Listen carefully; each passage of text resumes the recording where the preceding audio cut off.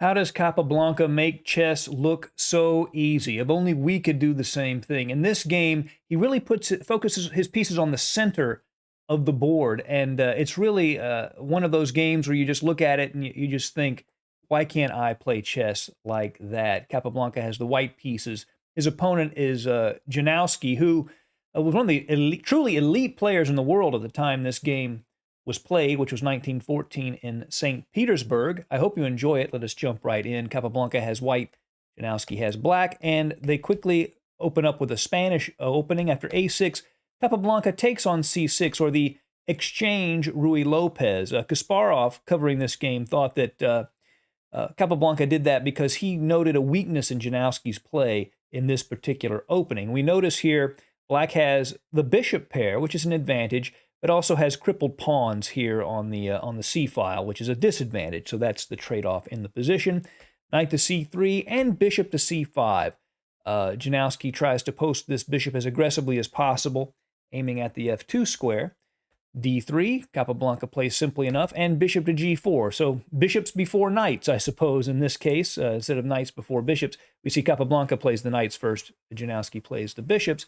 And there's a pin, of course, on this knight at f3, but the truth is that really doesn't put any real pressure on white. That's really not a problem. And Capablanca plays bishop to e3, offering an exchange of bishops, which is one of the ways you deal with your opponent when they have the bishop pair. You offer to exchange one of those bishops off, and Janowski doesn't want to lose a tempo moving the bishop away, so he goes ahead and takes on e3 and fe3. And now the bishop pair is gone, but Capablanca has a very nice clump of pawns in the center of the board that later he can perhaps advance and gain even more space. Queen to e7 from Janowski, preparing to castle long. Capablanca goes ahead and castles short, and it's nice because his rook is already placed on a half-open file automatically. That was one of the benefits of this bishop exchange on e3. And Janowski castles long. His rook is also on a half-open file and opposite Capablanca's queen. So kings on opposite sides of the board often leads to attacking play. We'll see how this unfolds. Capablanca plays queen to e1, getting out of the aim of that rook, and also perhaps shifting the queen to the king side. But also, if this knight moves, it might even go to the queen side. Knight f6, knight h6, excuse me, was played by Janowski. The reason he doesn't play knight f6 is because he wants to play the pawn to f6. That's a very standard structural idea for black in the exchange Spanish, to have this f6, e5 structure. Now here, Capablanca plays rook to b1.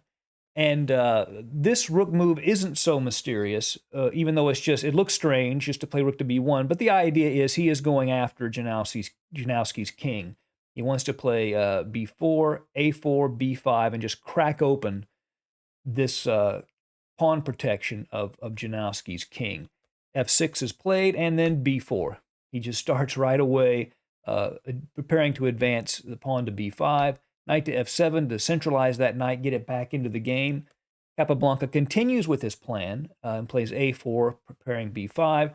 And here, bishop takes f3. Perhaps he thought he could slow down the attack, worrying maybe that this knight was going to come in to one of these two squares. But any exchange is a pair of pieces, rook to f3. We'll notice, by the way, if this is a race, black is way behind. He's a long way off from attacking Capablanca's king. And here black plays b6, which is probably a mistake. Usually when you're trying to defend your king, if you can do it with pieces and not moving the pawns, that's usually best. Some said that b5 was the better move. Knight to d6 looks okay, actually, because b5 you can take. And here, white has some potential for the attack, probably a more comfortable position, but it's theoretically just equal, I think. But after b6, that makes it a little easier for Capablanca to create weaknesses. And he immediately plays b5, cb5, ab5, and a5. Now, this is a very key moment. We all know Fischer's famous quote that in order to get squares, you have to give squares. Well, notice this is a very powerful strategic asset, a protected passed pawn on a rook file. Normally, you'd say, well, that's really a fantastic positional asset to have. However, Capablanca understands that that's not an issue. It doesn't matter that he has that pawn. That's not going to even play a role in the game. So as a stronger player in this case, he understands what's important and what is not important. And he recognizes that a protected passer on the A file actually is not that important here. He hops his knight right into d5 with tempo, hitting the queen, and you see black can't eject that knight later because the pawn at b5 keeps this c-pawn from moving to c6. Queen to c5, actively placing the queen, some pressure down that diagonal, not much. And here Capablanca plays c4, locking in that strong central structure. And Kasparov said after Capablanca solidifies the knight and gains space, he says he has not blundered, talking about Janowski, but he can already resign. Black has not made any tactical blunders of any kind, but his game is already in its death throes. How does he do it? Unbelievable. Knight to g5 from Janowski hits the rook on its way to centralizing itself on e6, so the rook moves. The knight does go to e6, and there's always this latent potential of d4 from white, so Janowski wants to keep that square under some control if he can. Capablanca plays queen to c3. That does help prepare that d4 push. Rook to d7. Perhaps he can double on the d file, but as Kasparov has said, black is in quite a bit of trouble. And rook to d1. Now d4 is coming, and there is really nothing black can do about it. He plays king to b7. Now, if Janowski plays queen to d6, that was probably the best move in the position, but I don't know if it matters, because once white comes in with d4, the avalanche is going to arrive anyway. But king to b7 is played, and notice the relationship between the rook on d7 and the king on b7. That's going to be a bit of a problem for black after Capablanca plays d4, hitting the queen. Notice the queen cannot go try to exchange itself off on b4 because this knight controls that square, so the queen has to retreat. Goes to d6. Capablanca wants to play that pawn to c5, so he adds another piece to the fire. Rook to c2 now supports that c5 push. ed4, ed4, and it looks like c5 is unstoppable because it is.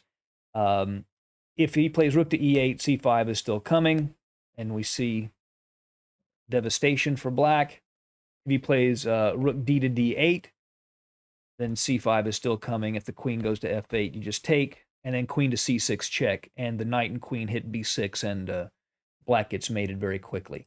So Janowski instead plays knight to f4 to at very least challenge that knight on d5. Capablanca says it doesn't matter, I'm going to follow my plan anyway, and plays c5. He hits the queen, but Janowski goes ahead and takes the knight because that knight hits that queen, so he doesn't have time to take on d6, but just pawn takes. And we see this massive pawns and the threat of c6 forking the king and the rook.